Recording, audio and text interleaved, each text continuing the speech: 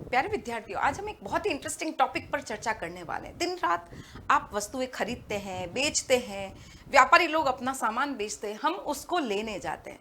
खैर, आजकल सिक्के नोट का प्रचलन तो बहुत कम हो गया है। हम तो यूपीआई यूज करते हैं, फोन पे, पेटीएम, बहुत कुछ नया सिस्टम आ गया है।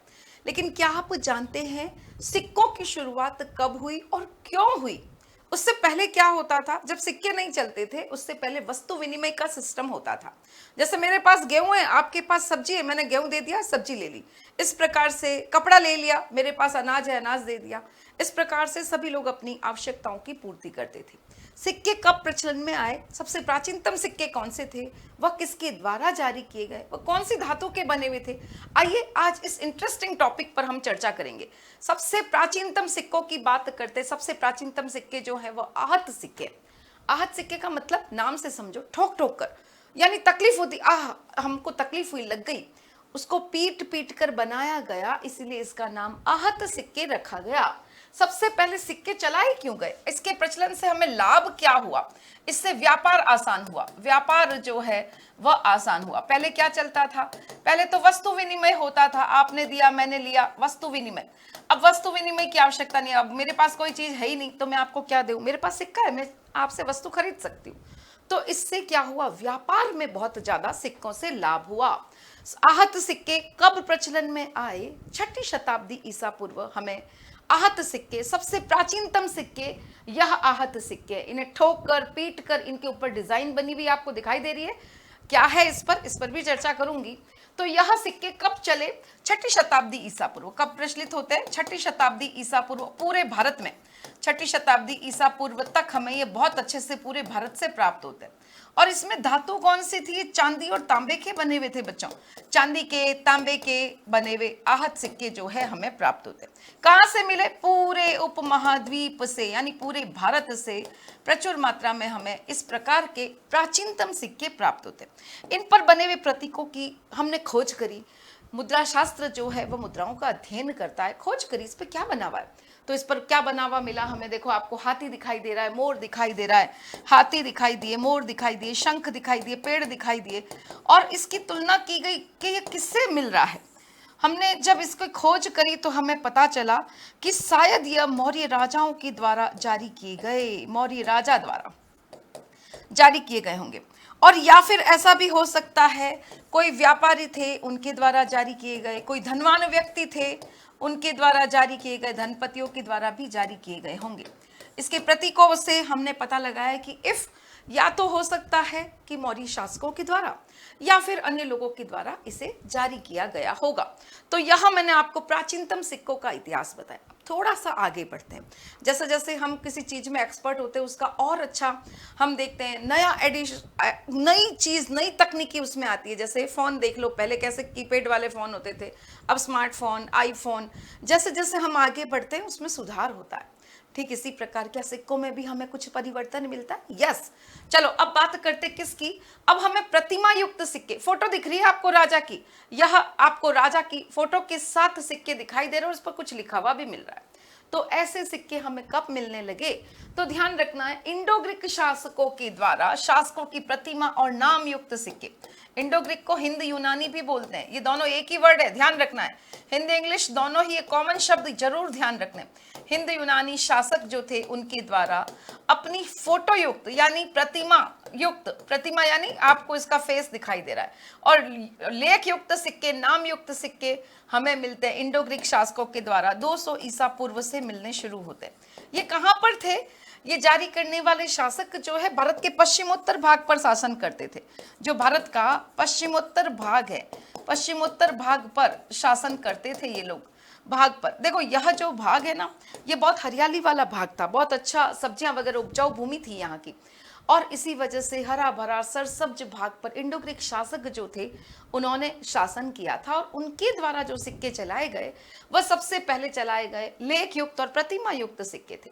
चलो थोड़ा और आगे बढ़ते हैं। सोने के सिक्के, मजा आ गया ना? सोने के सिक्के मिल जाए तो आज जीवन कितना अच्छा हो जाए, है ना? सोने के सिक्के भारत में सबसे पहले किसने जारी किए हैं? कुषाण शासकों के द्वारा। कुषाण शासक आए, उनके द्वारा प्रथम शताब्दी ईसवी। और कुषाण शासकों के द्वारा सोने के सिक्के जारी किए गए। अगर हम इनका आकार और वजन देखते हैं तो वह किसके जैसा मिलता है हमें? रोमन शासकों के द्वारा जो सिक्के प्रचलित किए गए, रोमन शासकों के सिक्कों की तरह ईरान के जो पारथियाई शासक है उनके सिक्के जो थे, पारथियाई शासकों के सिक्के जो थे, उन्हीं के सिमिलर या सिक्के जो है वह दिखाई देते। कुषाण भी भारत के बाहर से आए थे, विदेशी है, और रोमन सिक्के, रोम भी भारत के बाहर का हिस्सा है, तो यहाँ के सिक्के मैच हो रहे थे।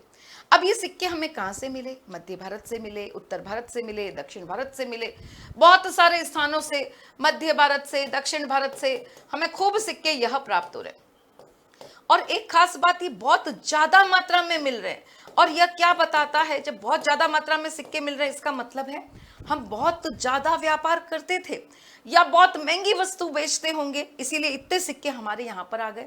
तो यह ध्यान रखना है कि यहाँ जब व्यापक प्रयोग का संकेत मिलता है, यह बताता है कि या तो बहुत महंगी वस्तुओं का आदान प्रदान हो रहा था, बहुमूल्य वस्तुएं, और या फिर ऐसा हो सकता है बहुत भारी मात्रा में आदान प्रदान हो रहा है।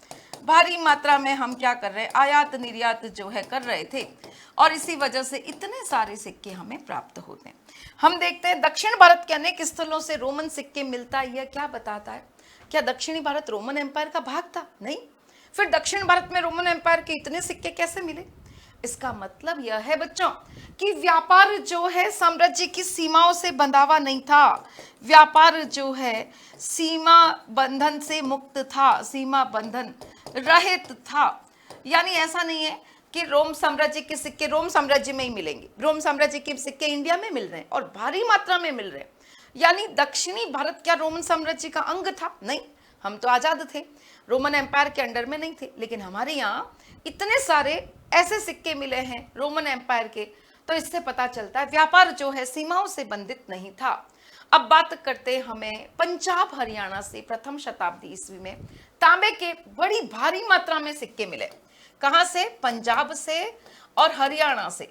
वहां पर देखो शासक थे, कबायली शासक थे, बहुत बड़े बड़े एम्पायर नहीं थे, कबायली शासक थे, कबायली शासक हुआ करते थे, जिसे कहते हैं योधे शासक। ये गणराज्य थे, यहाँ पर गणराज्य हुआ करते थे। और इन गणराज्यों ने भी जो पंजाब हरियाणा की तरफ थे बहुत भारी संख्या में जो है सिक्के जारी करे, भारी संख्या में। लेकिन धातु कौन सी थी बच्चों? भारी संख्या में सिक्के जारी किए थे। इनकी जो धातु थी वह धातु तांबा थी, तांबे के सिक्के हैं। ध्यान रखना, अगर पूछ ले योधे शासकों के सिक्के, टाइम पीरियड पूछे तो प्रथम शताब्दी ईस्वी की तरफ जब हम आने लगते हैं तो प्रथम शताब्दी ईस्वी में हमें भारी मात्रा में तांबे के सिक्के प्राप्त होते हैं जो योधे शासकों के हुआ करते थे। किसके शासकों के द्वारा चलाए गए? योधे शासक जो थे वह छोटे छोटे राजा, बहुत बड़े बड़े राजा नहीं है, कबायली गणराज्य थे। लेकिन भारी मात्रा में सिक्के मिलना क्या बताता है, क्या परिलक्षित करता है? इसका मतलब है व्यापार वाणिज्य में बड़ा इंटरेस्ट था, बहुत ज्यादा व्यापार करते थे। यस, इससे पता चलता है व्यापार वाणिज्य जो है उसके बड़े शौकीन थे, व्यापार वाणिज्य में भारी रुचि थी इनकी, इसीलिए इतने सारे सिक्के जो है इनके द्वारा जारी किए गए, चाहे तांबे के ही थे या व्यापार वाणिज्य में रुचि दिखाते। अब आते हैं बहुत ही सुंदर सोने के सिक्के। देखो सोने के सिक्के तो कुषाणों से जोड़ा, लेकिन भव्य सोने के सिक्के गुप्त शासकों के द्वारा चलाए गए। अगर पूछते गुप्त शासकों के सबसे भव्य सिक्के, तो सोने के सबसे भव्य सिक्के, सोने के सबसे भव्य सिक्के किस शासकों के द्वारा, सबसे भव्य सिक्के जो थे वह किन शासकों के द्वारा चलाए गए? वह गुप्त शासकों के द्वारा चलाए गए, गुप्त शासक।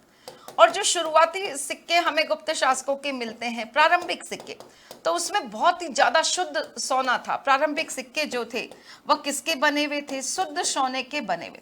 फिर धीरे धीरे हम देखते हैं मिलावट आने लगी, पतन की तरफ राज्य चलने लगा, लेकिन प्रारंभिक सिक्के बहुत ज्यादा शुद्ध थे। अब सिक्कों से लाभ क्या होता है? सिक्कों से राजा को भी लाभ होता है, राजा को भी लाभ होता है। सिक्कों से व्यापार आसान होता है, यह ध्यान रखोगे, व्यापार में बहुत आसानी होती है, व्यापार आसान होने लगा। और जब राजा सिक्के ढलवाएगा तो राजा को भी तो लाभ होगा, तो राजा खूब बड़ी मात्रा में सिक्के ढलवाते थे। सिक्कों से व्यापार विनिमय में बहुत आसानी होती थी और खूब प्रॉफिट भी प्राप्त होता था। इसी के साथ जो महत्वपूर्ण सूचना आपको देनी है वह यह है, हम लेकर आए हैं उत्कर्ष ऑनलाइन ट्यूशन की class 11th 12th arts, commerce और साइंस की हिंदी और इंग्लिश मीडियम की क्लासेस। चाहे आप सीबीएसई बोर्ड से हो, चाहे आप आरबीएसई बोर्ड से हो, यूपी एमपी बिहार बोर्ड से हो, आप सभी के लिए एकेडमिक सेशन 2024-25 का आगाज हो चुका है। और उसकी प्राइस क्या रहेगी बच्चों? अगर आप आर्ट्स या साइंस के स्टूडेंट हैं तो उसकी प्राइस जो है 4,500 रुपये मात्र रहेगी। इसमें आप पूरे साल बहुत शानदार क्लासेस का आनंद उठा सकेंगे। आपको पीडीएफ मिलेगी, आपको ई नोट्स मिलेंगे, आपको समय समय पर हम क्वेश्चंस करवाएंगे, टेस्ट लेंगे वीकली। इस प्रकार से आपकी तैयारी बहुत मजबूत होगी और इसी के साथ मॉडल पेपर भी हम आपको देंगे। और अगर आप कॉमर्स के स्टूडेंट हैं तो आपको रिकॉर्डेड लाइव कोर्स मिलेगा, उसकी फी मात्र 3,500 रुपये रहेगी। तो देर किस बात की, आज ही अपनी तैयारी को मजबूत बनाइए और उत्कर्ष ऐप के माध्यम से पढ़ना शुरू कीजिए। Thank you very much.